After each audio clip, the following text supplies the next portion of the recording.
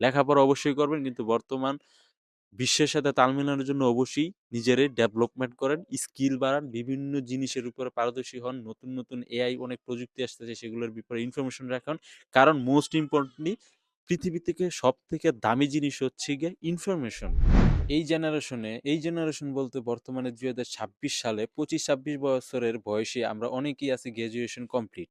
ঠিক আছে? তো এই গ্র্যাজুয়েশন কমপ্লিটের পরে দেখবেন যে বেকারত্বের হার একদম সেই লেভেলে। কারণ আমাদের দেশের সিস্টেম এতটা আপগ্রেড না। আপনাদের সরকার এত অপরচুনিটি রাখে নাই আমাদের জন্য। কিন্তু এই বেকারত্বের হারের জন্য আমরা নিজেরাই অনেকে দায়ী। কি জন্য জানেন? আমরা শুধু স্কুলে যাই, কলেজে যাই, জেনারেল লাইনে পড়ি, একটা সার্টিফিকেট কামাই করি, তারপরে চিন্তা করি যে আমাকে ওই সার্টিফিকেট দেখেই মানুষ আমাদেরকে চাকরি দিয়ে দিবে। বিষয়টা এটা না। আজকে আপনার ভিতরে একটা স্কিল নাই। যেমন একটা কৃষক, সে নামে শুধু যদি বলে যে আজকে থেকে আমি নিজের কৃষক ঘোষণা করলাম, তাহলে কি ফসল হবে? হবে না। সেটার জন্য স্কিল থাকা লাগবে। কিভাবে সে ক্ষেত খামার করব সেই স্কিলটা থাকা লাগে। তো আমি একটা স্টুডেন্ট, আমার একটা সার্টিফিকেট আছে। এটা নট এনাফ। এটা এনাফ না।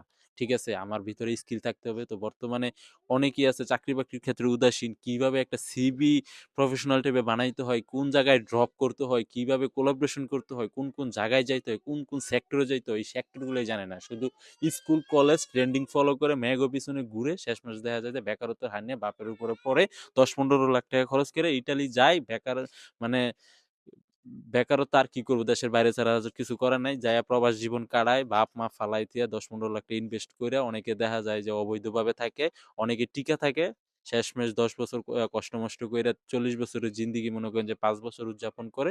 এই হইলো বর্তমান হাল। তো যারা শিক্ষিত আছেন তারা এই ভুলগুলো কইরেন না।